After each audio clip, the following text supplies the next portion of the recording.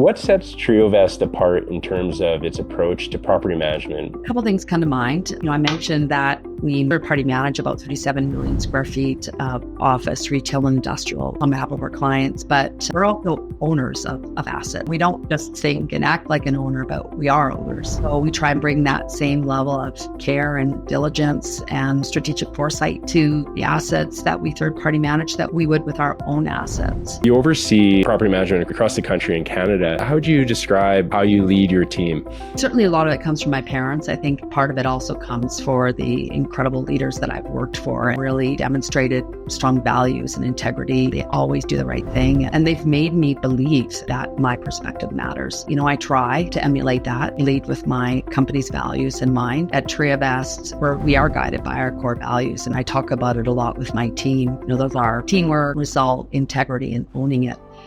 Welcome to the Mastering Property Management podcast. I'm your host, Jared Sarbit. Join me as we delve into candid conversations with industry experts to uncover their strategies and insights for achieving success in property management. Whether you're a seasoned pro or just starting out, let's elevate your property management skills together. Hi, everybody. I'm Jared Sarbit, and this is Mastering Property Management. Today, I have the honor and privilege of having Denise Froese on, Senior Vice President, National Property Management at Triovest. Denise, thank you so much for joining me. Hey, thank you, Jared. You've had some pretty incredible people from the property management industry in your podcast that I have a great deal of respect for. So I'm really honored to be here today. I'm honored to have you. Denise, tell me a little bit about Triovest, the company, and if you can go into it a little bit. Sure. I'm proud to say that Triovest is going to be celebrating its 30th anniversary in 2025. We are one of the largest privately owned, fully integrated commercial real estate advisory and capital firms. We manage about 37 million square feet of office, retail, and industrial assets on behalf of our clients, which range from small private equity firms to large institutionals. Amazing. Very good. Awesome. And what about you, Denise? I'd love to hear your story. What got you into property management in the first place? What are some of the key milestones along the way? And how did you reach your current level of success? Well, I'm sure you've heard this story from others before. I fell into property management, but I think my story might be a little bit unique. I've been really lucky to work in a few different industries throughout my career. I grew up in Saskatchewan and, moved with my husband to Calgary. And after I completed my undergraduate degree, my first job was as an actuary in the field of labor economics. I was with my first employer for, I think, about 7 years. And I reached the point where there were limited opportunities for, further personal development.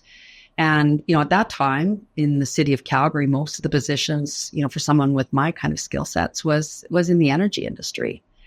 So I took a role as a consulting economist. I did socioeconomic impact assessments for major capital projects around the world.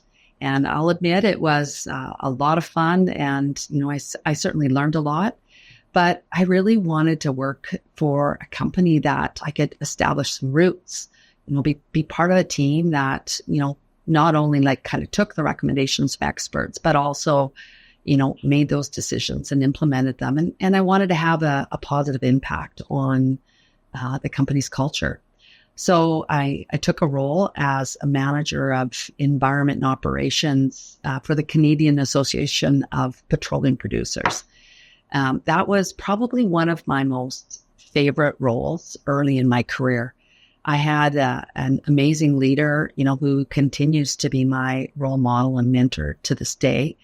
I worked with people from all over the industry. I learned how to advocate, to assess and revise provincial regulations, to build relationships with a variety of stakeholders. So it was a really great opportunity for my own personal growth and development. I later transitioned to a role with a major energy company in Calgary, who I worked for almost 18 years. So I think you can see that my track record, shows that I'm committed to the organizations that I worked for the long term. And I was so lucky to have some amazing leaders that I could learn from and some incredible roles in that organization.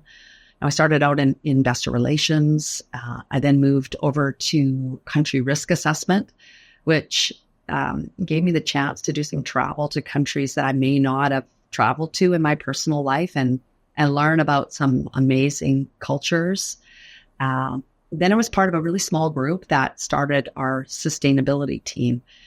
In those days, we called it corporate responsibility. And so I wrote our first corporate responsibility report, which is a real milestone for me personally and for the company. But, it really taught me about how do you engage people to want to be part of a project who might have started out as being resistant.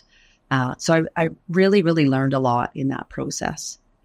And then an opportunity came up in the administrative services team. And that's probably the role that's most relevant to what I do today. I oversaw our corporate real estate team, our construction team, our facilities management, parts of our procurement team, our office services and fleet management. So I learned about property management from the tenant's perspective.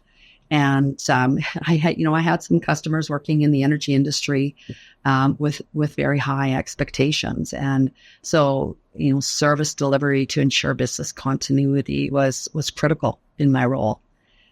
One of my, probably favorite projects was moving my company into our new headquarters. At the time, we were spread across, I think, about 10 buildings in Calgary. And we moved into our new head office in the Bow building. And so we moved about 2,000 people over 12 consecutive weekends. And, I was really fortunate to have the support of our executive team to create a multidisciplinary project team. It wasn't just my team, but I brought in people from HR and communications and risk and finance. So we had this really great group of people who were so excited to be part of such a unique project, moving a corporate head office into an iconic building like. And I had some other great projects in that role. Another one that stands out is the negotiation of the lease that kicked off the development of Brookfield Place here in Calgary. That took about a year to complete that deal. And, I worked with some great people from the brokerage community here in Calgary and from Brookfield itself.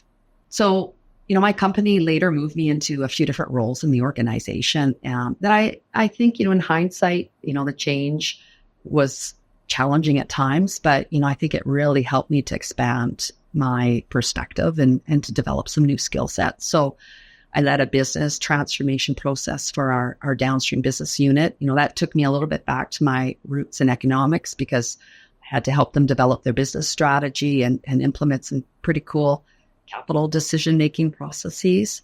And then I later headed up the company's strategic planning, market fundamentals, and operational excellence teams. I did, leave the energy industry in 2018. I initially took a contract role with the downtown Calgary Business Improvement District, and it was a really great opportunity to learn about a number of issues that affect property management companies and building owners today, like municipal taxes and downtown vibrancy.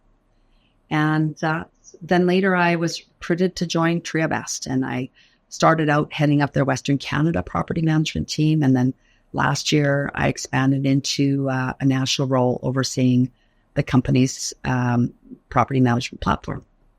Incredible. What a great story. You such a vast variety of experiences that you've had. And it seems to be wherever you go, you've been very successful. And what are the qualities and traits that you have that have allowed you to just kind of continue to grow and be successful and get to the point that you're at today? Well, that's a good question, Jared. I think I need to start out by saying that I think part of my success really is attributed to the incredible leaders, who believed in me and mentored me and empowered me and gave me those opportunities to try different things. And of course, the staff that I worked with that, really were, I guess, motivated, to do good. So it wasn't just on me. I really owe my success to other people that I worked with. But, in terms of my own personal qualities, a couple things come to mind. First, I'm naturally very service oriented. My parents were small business owners in Saskatoon, and my siblings and I always worked in their businesses when we grew up. And I really think my parents were masters at customer service. They had a sort of a series of different businesses, and I was always amazed. They would sell a business and then, take time off in the summertime to spend with the family and start a new business in a different part of the city, selling a different product. And their customers would drive across the city to support them. My parents were great listeners, communicators, and they developed relationships with their customers. They never took for granted the support that they received from them. And they went out of their way to help customers, even if it was something in their personal life, not just, related to the business. So it was really ingrained in me from a young age about how important it is to deliver great service when you're in a people business like I am today in property management. And I think my parents were also very, very hardworking. When you run a small business, you have to work long hours to make a profit. And that day for them didn't end when they got home from work. They ran a household, they had to raise us children, and they did a lot of volunteering in the community. So, what I've taken away from that is it's really important to put in the effort when it's needed to make sure that I make my commitments and my deadlines. And when I'm able to have a bit more flexibility, I want to make sure that I'm there for my family and for the community. And I think finally, I've never been afraid to try new things. And I think, my track record shows that. Growing up in Saskatchewan, I probably would have never predicted that my career would have taken the path that it has. Yeah. And, as I mentioned, I've had some great people around me that have taken a chance on me and given me opportunities. And I had a lot of fun while doing it. Awesome. It's beautiful. I love the tribute to your parents. And there's been one other gentleman that I've had on the podcast that also mentioned his parents, and he's Scott Hutchison of Aspen Properties. And both times it just makes me feel like, it makes me realize how important it is to as a father myself with 3 young children. I know you're a mother as well of children, and how important it is to raise our children, properly and be that example, because we're raising future leaders like a Denise Froese. So that's really inspiring. Thanks for sharing that. Appreciate that. Amazing. You oversee the property management across the country in Canada. How would you describe your leadership style? I'm sure, a lot of that, again, comes from your parents, but how would you describe, how you lead your team? Yeah. I mean, certainly a lot of it comes from my parents. I think part of it also comes for the incredible leaders that I've worked for. And to be honest with you, the ones that I've probably enjoyed working for the most, really demonstrated strong values and integrity. They always do the right thing, and they're great communicators, and they've made me believe that my perspective matters. So, I try to emulate that throughout my career and lead with my company's values in mind. At Triovest, we are guided by our core values, and I talk about it a lot with my team. Those are teamwork, results, integrity, and owning it.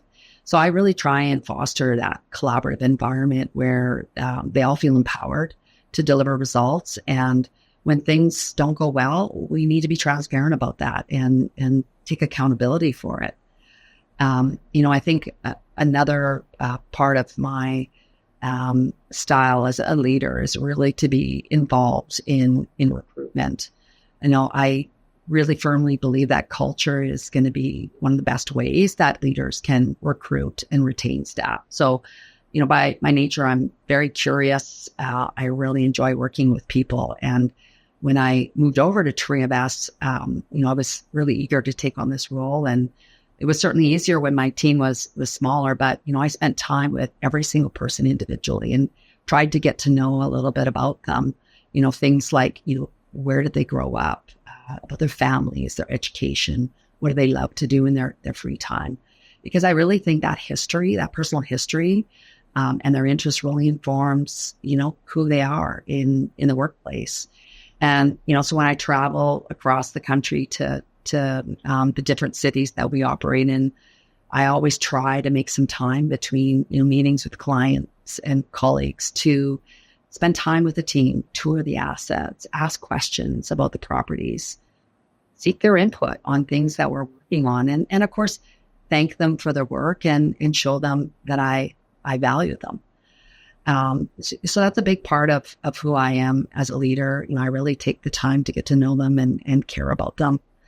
And, as far as recruitment goes, diversity of experience and perspective, of course, really important to me because that's been my experience. Of course, we all want to hire really smart people and capable people, but fit for me is really important. It takes so much effort to build a strong team culture, but if you hire the wrong person, can quickly erode that team morale. So, we have multiple interviews with candidates. We'll bring in people from other teams like leasing and asset management, to participate in interviews for key roles because we want to make sure there is that good fit and good teamwork. People are less likely to leave a team that they enjoy working with. Definitely. Awesome. From a macro perspective, what are those qualities that you're looking for when you're looking to hire someone? I would say definitely attitude. When I went into some of these new roles throughout my career, I didn't know everything.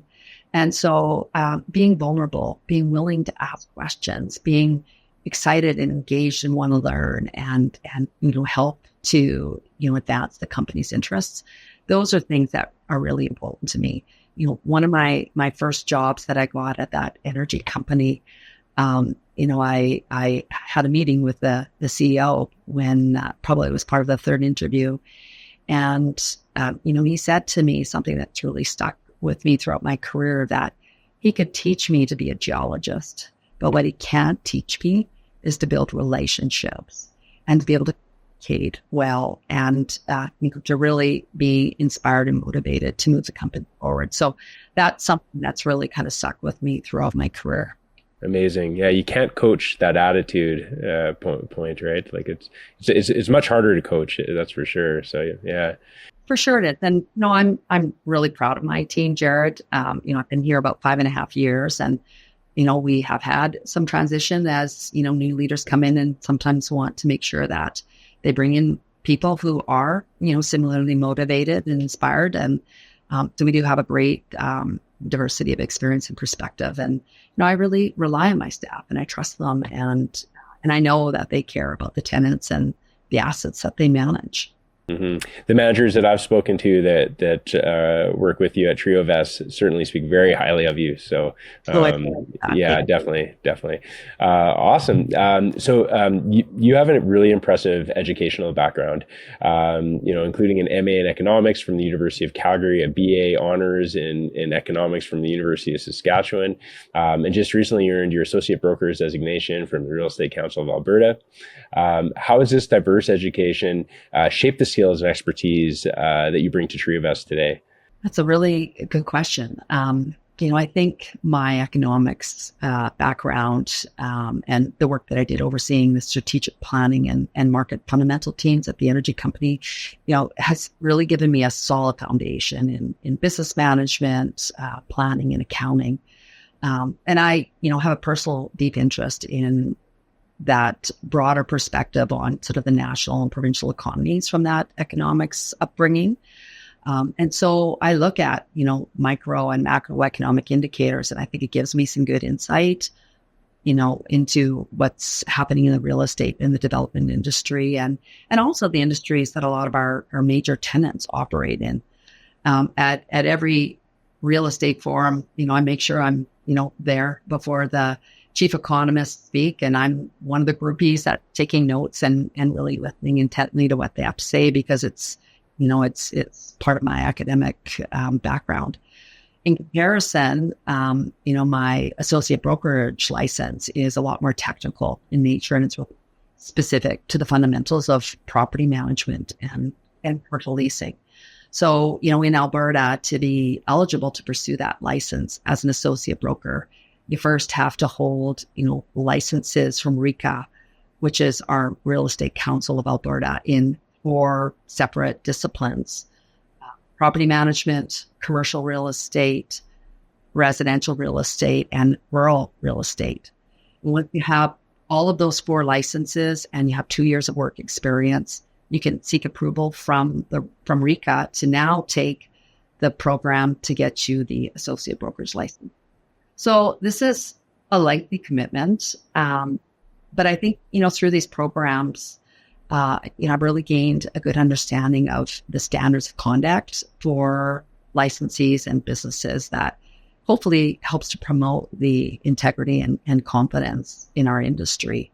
And I think, it's also helped to ensure that I understand as a leader what Triovest's fiduciary obligations are to our clients. Yeah, that's amazing for you to go and seek that, because you probably didn't need to, but it sounds like you genuinely wanted to.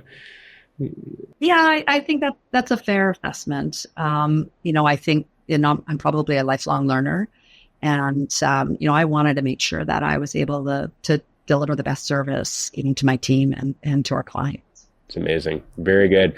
Over the years, looking at your LinkedIn page, you have served on the board of directors for accessible housing, volunteered at the Calgary Food Bank and the Hunter Hub for entrepreneurial thinking, and dedicated nearly 6 years on the board of cerebral palsy, kids and families, 4 years with PACE Kids programs, 2 years at the committee members for St. Gerard's Welcome Home program, and I'm sure many other initiatives from talking to you. Why is community involvement and giving back so meaningful to you?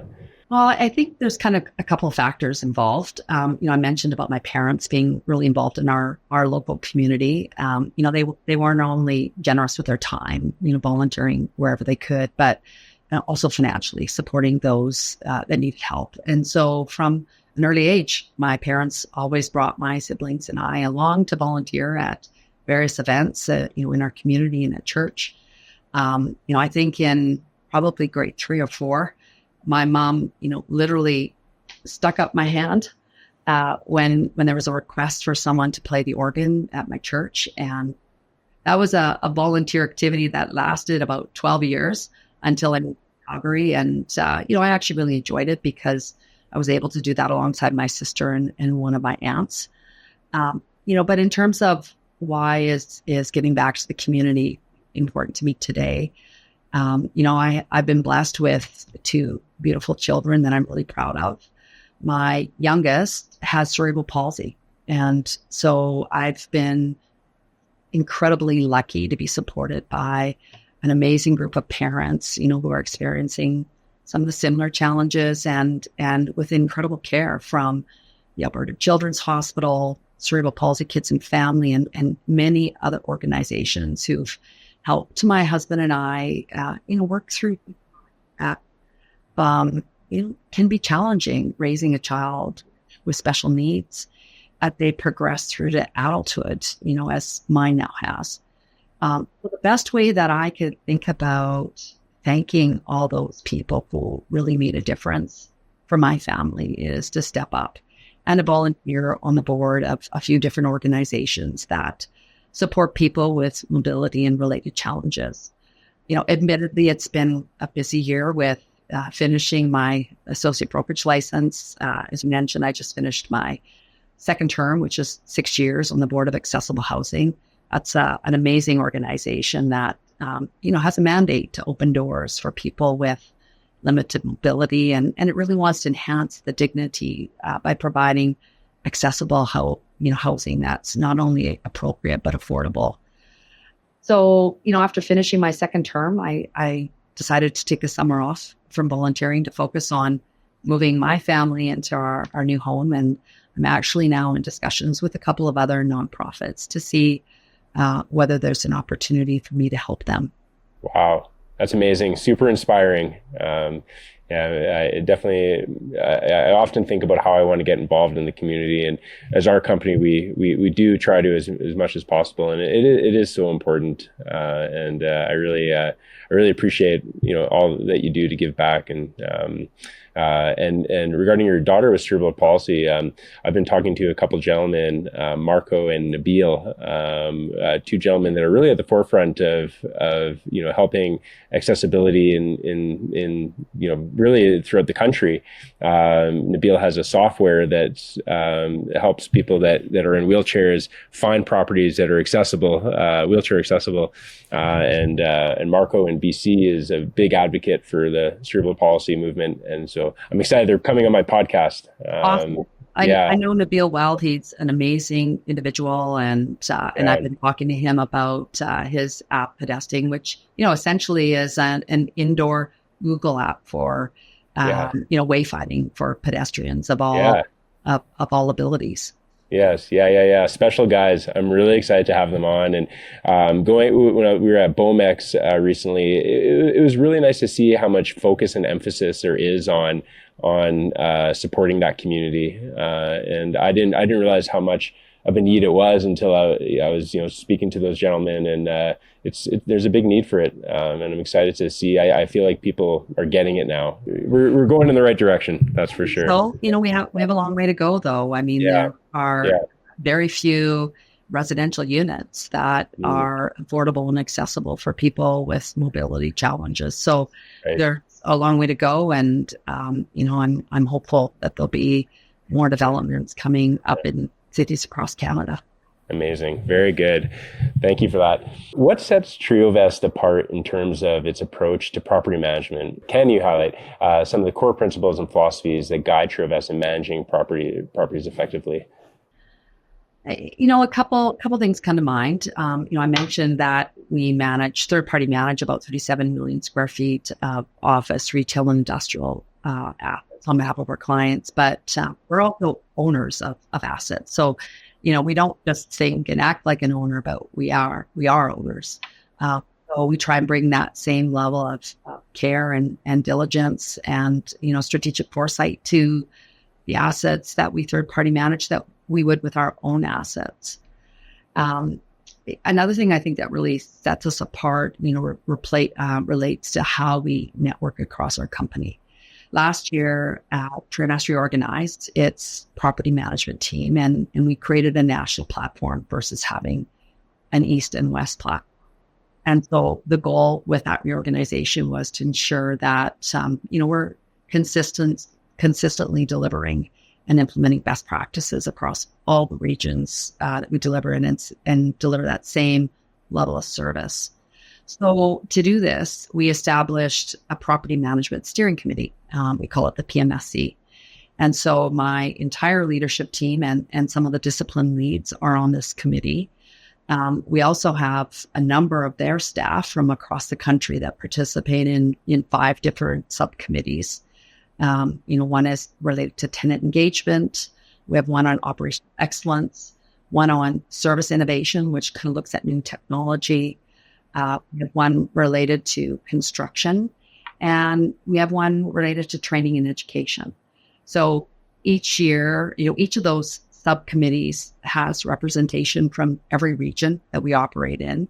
And every year they develop a work plan that, sets 2 or 3 realistic goals that they can achieve. And so what I see as the benefit of the structure is that staff actually have input and feedback and influence over the practices that we easier to get that buy-in to implement the best practices nationally.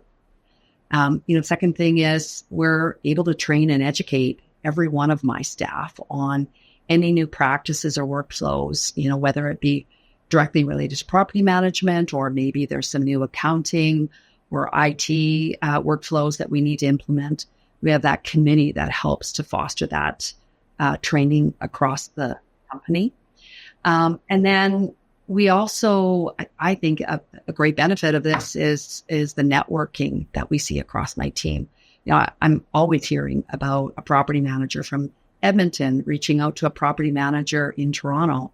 who may be servicing the same client, to talk about budgets or some issue that's happening. So I can see that we're really developing that sense of team across the NAP platform. And, I'm enjoying seeing the relationships develop that may not have normally developed between people who are working in different regions because they wouldn't have had the chance to interact. So people are stepping up, they're being subject matter experts, and I'm seeing a lot of great collaboration take place. And I think the final thing that I want to talk about in terms of differentiation, relates to, my commitment to getting feedback from our client attendance or performance. I know sometimes it's hard to hear that feedback from people if you're not meeting expectations. But my perspective is if I don't know that there are issues or concerns, then I can't address them. So I really try to focus on building transparent relationships with our clients, based on trust and respect. Amazing. Fantastic. Sounds like a wonderful, wonderful business that you have there. Triovest has shown a commitment to sustainability. How does the company incorporate environmental responsibility into its property management practices? Well, it's certainly top of mind for our team and really integral to, our property management strategy. I think, like everyone, we care about future generations, and we know that buildings are one of the largest emitters, so we need to do better. Triovest is committed to achieving net zero by 2050 for our entire portfolio.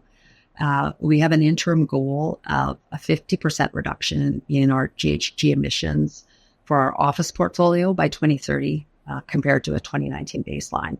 So you might wonder, how are we doing on that? When you normalize that data for changes in your portfolio, we're about 60% below the 2019 benchmark for our entire portfolio. And today we're seeing year over year about reductions, kind of in the range of 3%. So out of that 60%, about 15% of that is due to factors that are outside of our control. The fact that occupancy is down due to hybrid work, or, the portfolio that we manage maybe has changed from higher to lower carbon intense buildings. Of the remaining 45%, 15% of it is addressing those low hanging fruit that every building can deal with, like optimizing your HVAC or other, low cost initiatives. And then about 30% of it is actually due to deep retrofits. So things like replacing building envelopes, fuel switching, heat recovery, and, major HVAC improvements.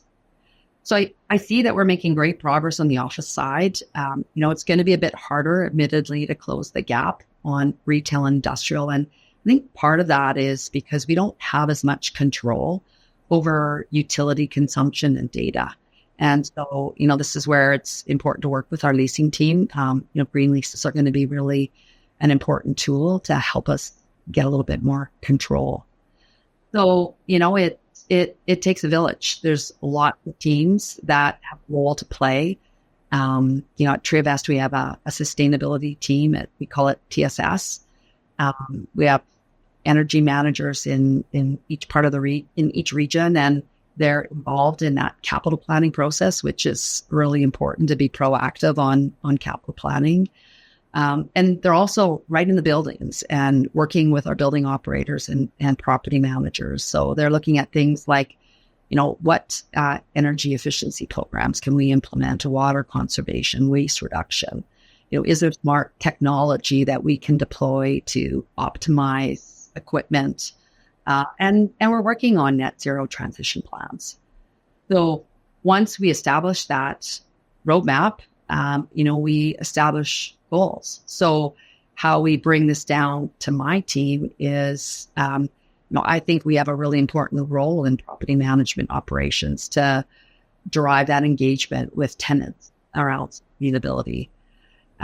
About 80% of the buildings that we manage, have, BOMA Best or LEED or some other certification.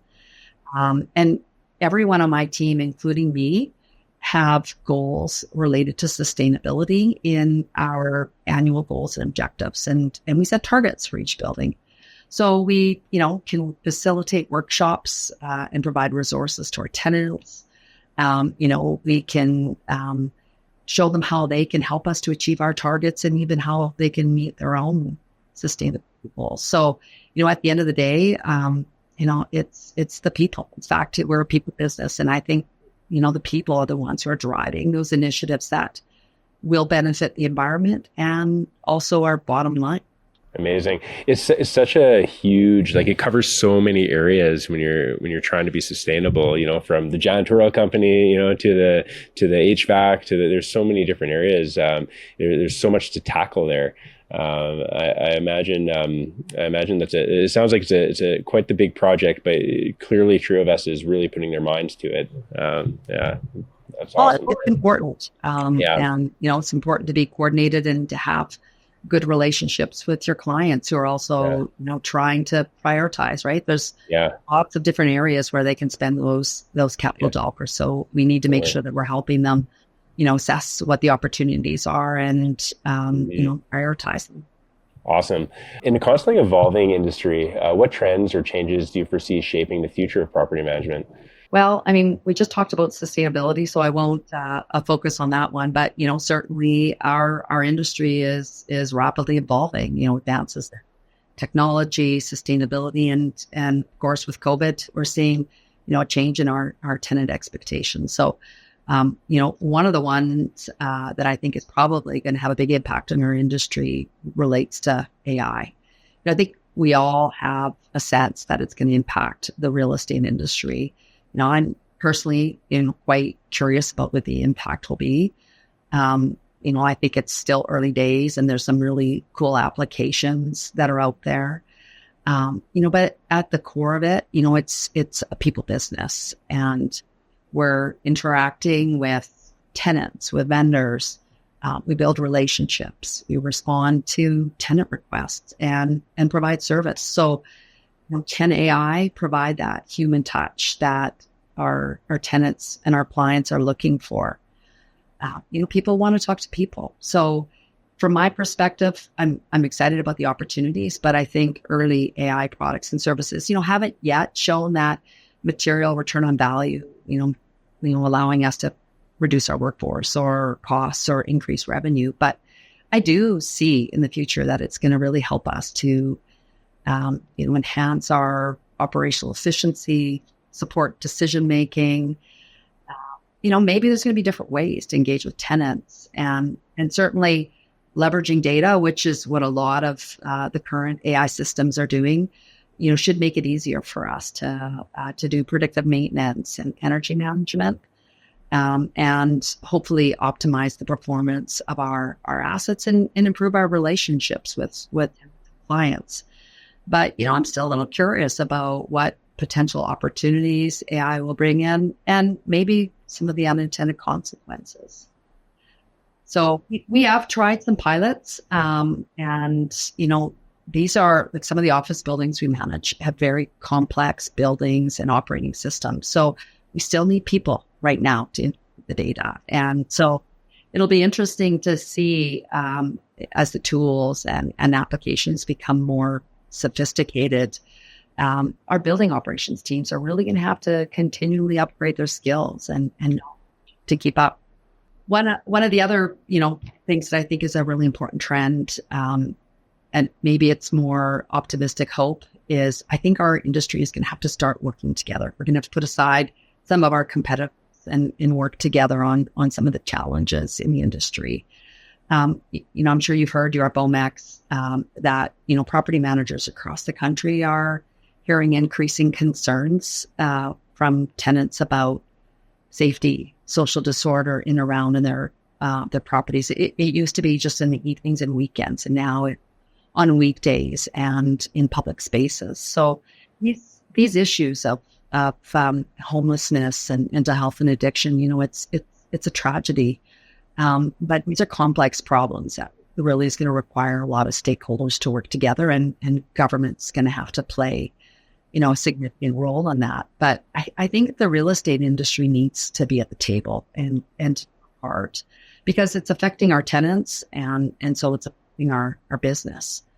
So, we can increase safety and security measures and personnel and training at the buildings, but I think we need to do more of that. I'll give you a great example. In Edmonton, my team on the ground is partnering with property managers from about 7 other buildings around ATB Place to activate the area. And so the benefit of this partnership is first of all, the cost of the activation, the workload. We're supporting increased vibrancy and also same time creating some really good long-term relationships with our neighbors. And I think that, we need to establish on the block programs, where we take ownership and, make an event of it and get our tenants and vendors to help clean up areas, litter pick, remove the graffiti. And more and more, we're seeing the need to expand the borders of our engagement programs beyond just the walls of the building that we manage. Tenants are concerned with what's happening in the area, not just the building. So we need to, create those partnerships. We can't do it alone. And we're working with local municipalities, business districts, hosting larger activation events on plazas. And, so we're hoping that this, along with security measures and staffing, is going to help to increase that vibrancy of our downtown and encourage people back to work. But we can't do it alone. And it's not just enough these days to, mandate back to work. A lot of companies are starting to encourage their staff to come back more to work. But I really want people to want to come back to work. And I think culture is really going to play an important role. We're going to have to think about our buildings and vitalize them and, add other wellness amenities to encourage our tenants back. But in terms of encouraging our own staff, we need to create it. We need to create a workplace where people want to work. Yeah, no kidding. One of the things I heard is you're competing against people's homes. Now, yeah, and how do you get them out of their home? And it's going to take some unique ideas and innovative ideas. But I think the bright minds, in the real estate world are figuring it out slowly. But I think I'm seeing some really neat stuff happen. So amazing. Thank you for that. And it's sad to hear the trend of the crime, in the downtown cores and whatnot. That's an unfortunate trend. But glad to hear that you guys are thinking about it and collaborating together, because that's sounds like it's a necessity. So, yeah, awesome. As a leader in property management, what advice would you give aspiring property managers looking to climb the ranks and achieve similar levels of success to yourself? Well, I mean, I'm certainly not an expert, but I think, some of the things that have worked for me is, about really building strong relationships and making sure that, it's with people who share my values. So, this is a people business, and, success often comes down to, how we collaborate with our teams, our colleagues, our clients and tenants. So, I think it's important for people to really focus on developing their strong interpersonal skills, build trust with people around you and take advantage of opportunities to network and collaborate with like-minded professionals. There's a lot of organizations or associations you can join, like BOMA and CREW, so get involved. And I think the second thing is, which has been important to me, is really, committing to continuous learning and also staying adaptable. The industry is evolving, so we have to stay ahead of those emerging trends and best practices. And, so for me, it's been important to pursue those certifications and professional development so I can build my skill sets. But I also, have needed to be flexible to, navigate the change. So, we might need to embrace new technology and we might have to adjust to shifting market demands. And, in my case, I kept myself open to new opportunities. And I think those are all ways that we can set ourselves apart in our careers. Awesome. Awesome. You're an inspiration. Assuming janitorial is one of your largest ongoing costs, how do you and your team, look for janitorial companies to work with, and what qualities of a company are you looking for? Well, Jared, being this your core business, I know that you appreciate that traditionally, cost has been a primary factor when we evaluate which companies we want to work with, which, typically is through the RFP process. But I think more and more companies are recognizing that there are a lot of other factors that are equally important when we make these decisions. And for me, it's important that we build that partnership with those vendors that we work with. We want it to be a long-term relationship. Triovest, we're actually in the final stages of developing what I'm calling a balanced scorecard that we're going to start to use to evaluate RFP proposals. And we can weight that, for significance of various factors. So some of the things you might think about are things like past performance of the company. Maybe it's diversity, equity, inclusion. Maybe it's sustainability. But, unfortunately, there are lots of evenings where I'm here in the office. And so I've had an opportunity to get to know the staff that worked for the janitorial company in my building. And I can assure you that no company wants to see turnover, at the janitorial company that's working for them. We need to have trust. They're coming into our office and our personal spaces. And so we want to see that stability and consistency in people. So, one of the things that we're thinking about is whether the janitorial companies are taking good care of their staff. So we might be looking at things like their turnover track record. So cost, still going to be a consideration, but it's certainly, not going to be the only one. Yeah, amazing. Yeah, that's good to hear. And you're absolutely right. Turnover is, I can tell you, the lack of turnover in our company is probably the reason we've been successful. That's the only, you get that piece right, yeah. and you start winning in this industry. No question about it. So. Well, it says a lot about you too, Jared, as a leader, if you can keep those individuals on your team engaged. Well, like you have an amazing team of people, and and we try to set the tone of the culture, but they carry it on. So yeah, we're really fortunate. Awesome. And now for some fun questions. If you can manage any famous property in the world, what property would that be, and why? That's a tough one. There's lots of buildings I'd really love to manage. I mentioned earlier my personal interest in music. So I would absolutely love to manage a building with a fabulous pipe organ, like the Boardwalk Hall in Atlantic City, New Jersey, as the world's largest pipe organ. And why? It's so I could sneak into the building at a Bohemian Rhapsody on it at full volume. I on a video a little while ago, and I thought that was great. But I do personally really love history and architecture and love being around people. So and I'm up for challenge. So I really would love to run a really complex building. This might sound a little corny, but something like the Empire State Building. It's got an amazing Art Deco design. Certainly is a cultural icon. It at one point was one of the tallest buildings in the world. I think there's all over 2 million square feet of office and commercial space. It has 73 elevators. What is really impressive is that it was constructed in less than 14 months. But it also has the capacity to occupy 20,000 tenants and 15,000 visitors. So I think that's a problem solver's dream.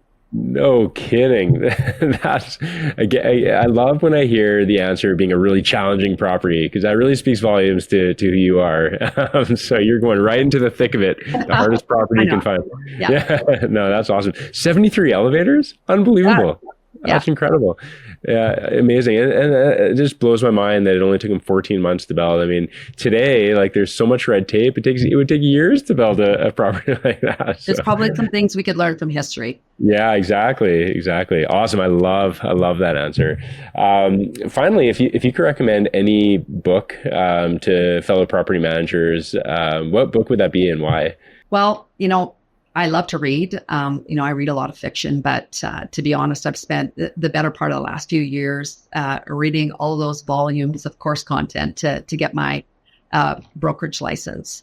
But there's one book that I received this spring at a company leadership offsite that we had, and it's called The Cultural Intelligence Difference. Let me just grab it.